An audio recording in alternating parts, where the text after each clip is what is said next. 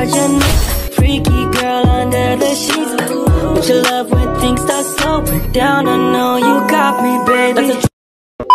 Assalamualaikum warahmatullahi wabarakatuh. Halo teman-teman, kembali lagi di Vika Dubitata Channel. Nah, kali ini kita akan membahas mengenai bab yang ke-7, yaitu Internet Gateway. Nah, di bab 7 ini ada berapa sih materinya? Di bab 7 ini ada 7 materi, yaitu apa saja sih? Yang pertama ada pengenalan Internet Gateway, dan yang kedua ada tahapan konfigurasi, dan yang ketiga ada konfigurasi WAN dengan metode DHCP client, dan yang ketiga ada konfigurasi WAN dengan metode manual, dan yang kelima yaitu konfigurasi LAN, dan yang keenam yaitu konfigurasi NAT, dan yang ketujuh atau yang terakhir yaitu NAT trick. Oke, langsung saja kita masuk ke pembahasan yang ke-1, yaitu pengenalan Internet Gateway. Untuk membantu pembahasan kali ini, saya mempersiapkan sebuah topologi akan kita gunakan ke depannya, yang mana di sini terdapat 5 PC dengan satu perangkat switch dari vendor Cisco, dan juga terdapat satu perangkat mikrotik yang terhubung ke internet. Dan goalsnya adalah agar router kita dapat terhubung ke internet, yang mana nantinya akan kita sharing ke klien, sehingga kumpulan PC ini dapat mengakses internet. Nah, inilah yang kita sebut konsep dari Internet Gateway. Kemudian kita bisa langsung mengimplementasikan saja ke environment Pinet Lab. Di sini saya sudah memiliki perangkat mikrotik dengan RPVK tersambung dengan internet. Kemudian langkah selanjutnya kita dapat menambahkan switch yang teman-teman dengan klik 2, lalu dengan mengklik kanan, lalu teman-teman bisa pilih yang node, kemudian klik di bagian Cisco IOL. Karena saya menggunakan vendor Cisco, tapi teman-teman juga bisa menggunakan vendor lain. Nah, untuk mencari image perangkatnya, teman-teman dapat mengunjungi sebuah website LabHub, atau teman-teman dapat mengklik link yang saya letakkan di description. Sekarang kita akan fokus kembali di sini. Untuk namanya kita bisa menjadi SW Cisco. Pada bagian icon, kita dapat ubah menjadi switch. Lalu kita mengetikkan switch. Lalu select. Nah, untuk internet saya pilih 2. Kemudian, karena masing-masing internet memiliki 4 port. Jadi di sini kita akan memiliki 8 port yang tersedia. Kemudian kita bisa save saja. Oke. Dan selanjutnya kita bisa tambahkan PC client dengan klik kanan, lalu pilih node, lalu pilih virtual PC atau VPCS yang sudah tersedia di Pinet Lab ya. Di sini kita akan menambahkan 5 PC sekaligus. Di number of kita ketikkan 5 karena kita mau 5 VPCS ya teman-teman. Kemudian kita scroll ke bawah lalu save saja. Oke. Nah, karena di sini namanya kita peraturan, kita dapat mengubahnya secara manual satu persatu. Kita bisa klik pada PC, lalu kita edit, lalu di name kita ganti PC VPCS 1, lalu save.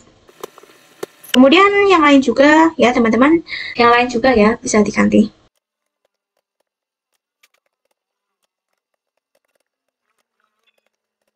Jika sudah, kalian bisa ditata biar rapi. Jika sudah, kalian bisa hubungan ke internetnya ya teman-teman. Nah, untuk saat ini kita sudah selesai mempersiapkan topologi yang akan kita gunakan. Oke, kita masuk pembahasan yang kedua, yaitu tahapan konfigurasi. Setelah memahami konsep Internet Gateway, selanjutnya kita juga perlu memahami mengenai tahap-tahapan yang dilakukan dalam konfigurasi. Salah satunya adalah tahapan NAT, yaitu Network Address Translation, yang memiliki fungsi mentranslatekan IP privat menjadi publik. Jadi, untuk membangun sebuah jaringan lokal, semua PC yang tersedia memiliki IP privat. Sedangkan syarat utama dapat mengakses internet adalah menggunakan IP publik. Maka saat PC tersebut ingin akses internet, ia akan melalui router yang bertugas untuk menerjemahkan IP-nya menjadi satu IP publik. Maka saat PC tersebut ingin akses internet, ia akan melalui router yang bertugas untuk menerjemahkan IP-nya menjadi satu IP publik, sehingga dapat mengakses internet pada tahapan tersendiri. Kita akan melakukan konfigurasi pemilihan change, serta out, interface, dan juga pemilihan action. Yang kedua adalah WAN. WAN sendiri merupakan singkatan dari Wide Area Network, yaitu koneksi antara router mikrotik dengan ISP penyedia internet. pada WAN, kita akan melakukan konfigurasi DHCP client karena yang bertindak sebagai DHCP server adalah ISP. Jadi kita akan melakukan DHCP client jika ISP menyediakan DHCP server, sehingga nanti Mikrotik akan mendapatkan IP secara otomatis. Kita juga dapat melakukan konfigurasi secara manual, yaitu apabila ISP tidak menyediakan DHCP server, maka agar Mikrotik kita memiliki IP, kita perlu memberikan secara manual. Yang ketiga adalah LAN, yaitu Local Area Network. Di sini akan fokus pada cakupan komputer satu dengan komputer yang lain. Pada tab konfigurasi LAN, yang akan kita konfigurasi adalah IP address dan DHCP server. Jadi saat Mikrotik kita connect dengan ISP, maka ia bertindak sebagai klien karena mendapatkan internet dari ISP.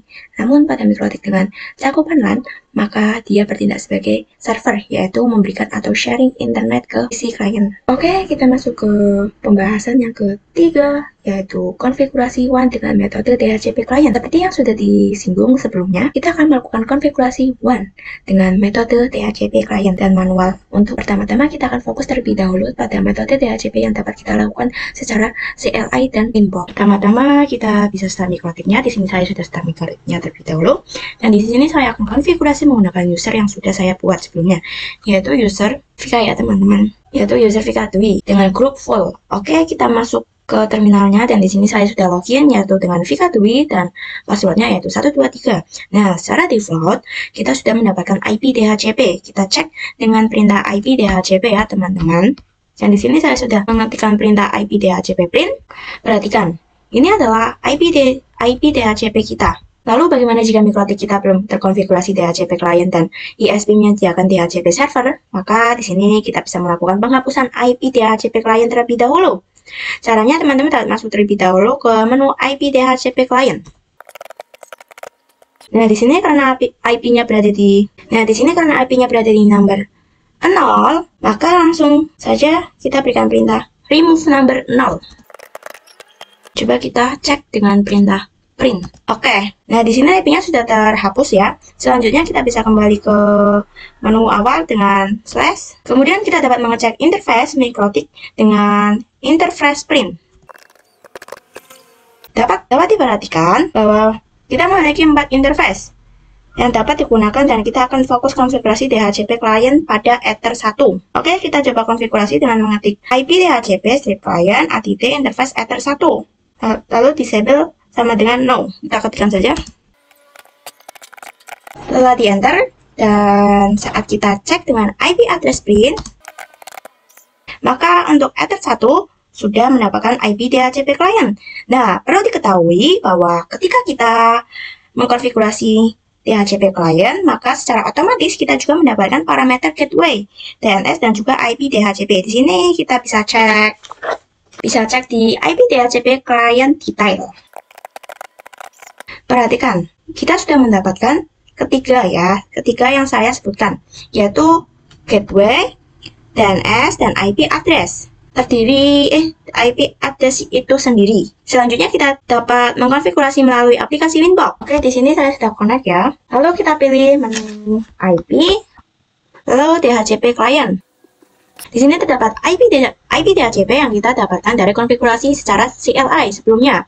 Sebelumnya kita dapat menghapus ini terlebih dahulu ya teman-teman. Kemudian kita bisa klik pada tanda add atau plus ini, lalu pilih Ether yang akan kita konfigurasikan di bagian interface. Seperti sebelumnya, kita akan gunakan Ether 1, dan jangan lupa untuk DNS dan NTP-nya kita checklist ya. Jika sudah, kita bisa apply, maka kita bisa lihat pada bagian status. Oke, kita bisa lihat pada bagian status bahwa kita mendapatkan parameter gateway DHCP server, dan di bagian DHCP server dan juga IP DHCP client. Nah, di sini teman-teman perlu perhatikan di bagian IP gateway dan DNS tepatnya pada tepatnya di titik terakhir ini, karena nantinya akan kita butuhkan ya teman-teman. Oke, kita masuk pembahasan materi yang keempat, yaitu konfigurasi WAN dengan metode manual. Setelah mengkonfigurasi secara DHCP, maka sekarang kita akan melakukan konfigurasi secara manual dengan syarat ISP tidak menyediakan DHCP server, sehingga Mikrotik dapat melakukan konfigurasi dengan dua cara, yakni SDLI atau terminal, dan GUI atau melalui aplikasi Winbox. Langsung saja kita coba untuk yang CLI terlebih dahulu. Nah, karena sebelumnya saya sudah konfigurasi IP DHCP pada Ether 1, maka di sini kita akan hapus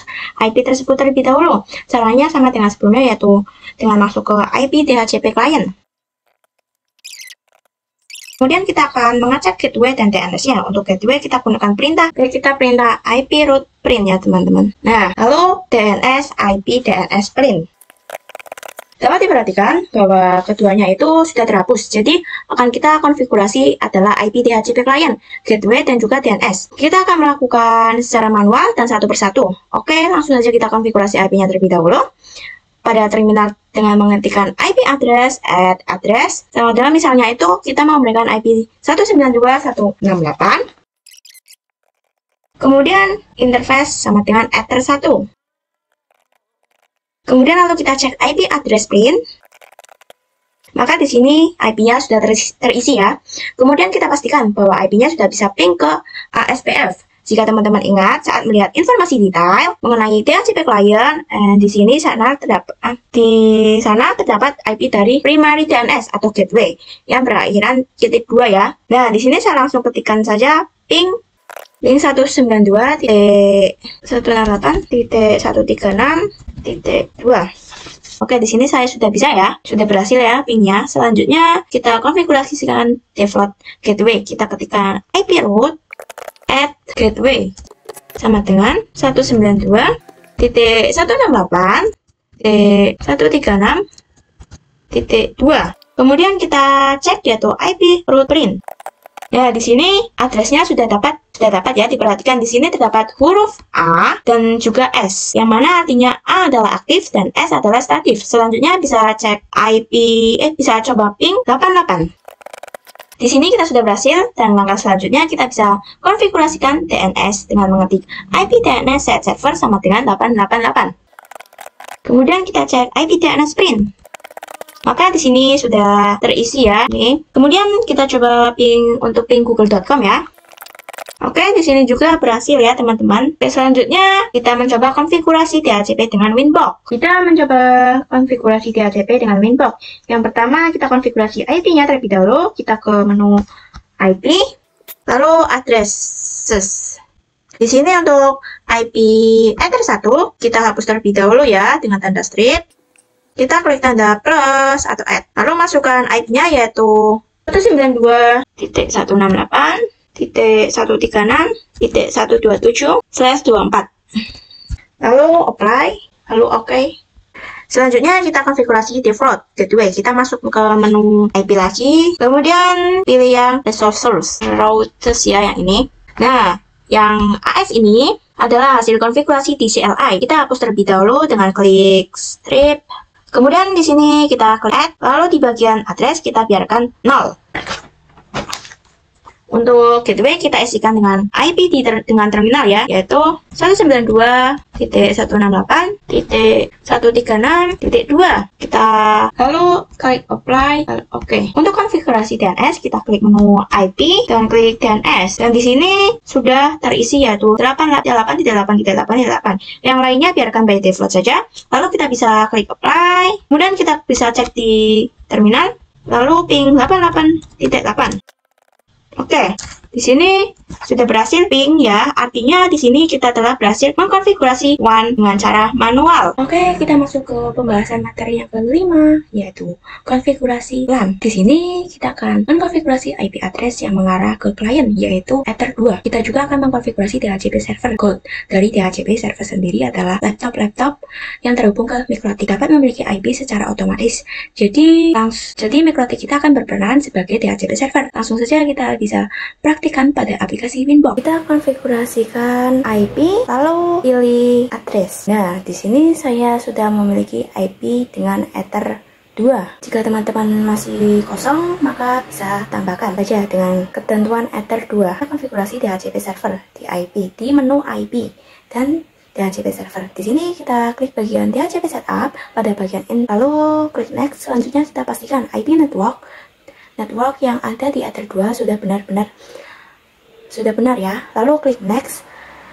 Nah, di bagian IP address gateway pastikan sudah sesuai dengan ether 2. Kemudian kita klik next. Kemudian ini adalah address yang akan kita dapatkan dari klien. Kita next. Nah, untuk DNS sebenarnya adalah 8.8.8.8. Kemudian next saja. Nah, pada bagian lifetime kita next saja, kemudian klik OK. Kemudian kita akan melakukan pengujian pada klien. Pada Pinet Lab, kita nyalakan switch-nya dan PC-nya. Jika sudah running, kita buka terminal kelima PC sekaligus ya. Pada terminal PC 1, kita ketikkan show IP. Maka IP-nya masih kosong.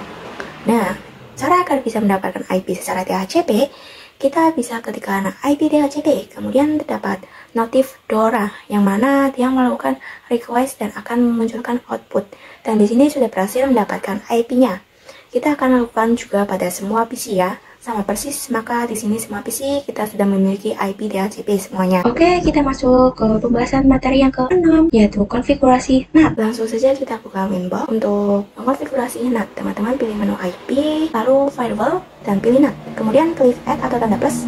Pada bagian change, teman-teman pilih SRC NAT, lalu di bagian out interface pilih Ether 1. Selanjutnya kita klik menu action dan pilih masquerade. Di bagian action, jika sudah bisa klik apply dan OK. Kemudian kita akan lakukan pengujian pada PC. Di sini ketikkan ping 88 dan ping google.com.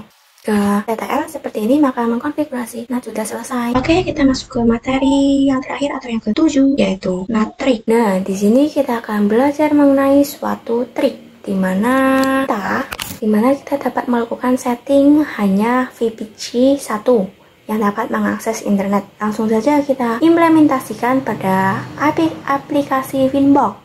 Dan di sini pilih menu IP, lalu firewall, lalu pilih NAT. Pada bagian general, ya address kita isikan IP milik VPC 1.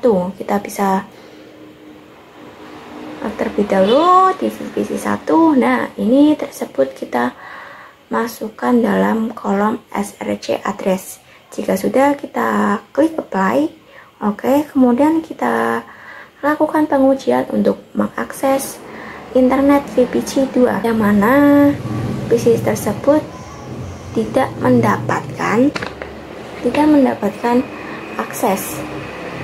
Kita ketikkan show IP, di sini dia mendapatkan IP yang berada, lalu kita coba ping google.com, maka akan manual output gagal seperti ini.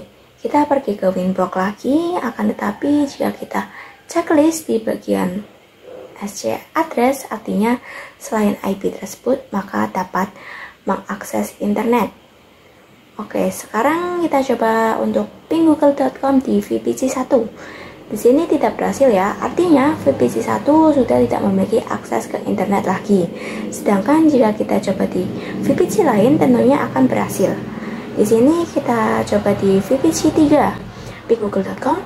Dapat teman-teman perhatikan, ping google.com berhasil di VPC lain. Oke, sampai di sini dulu untuk pembahasan materi bab yang ke-7, yaitu Internet Gateway. Kurang lebihnya saya mohon maaf. Terima kasih yang sudah menonton. See you in the next video. Jangan lupa subscribe ya.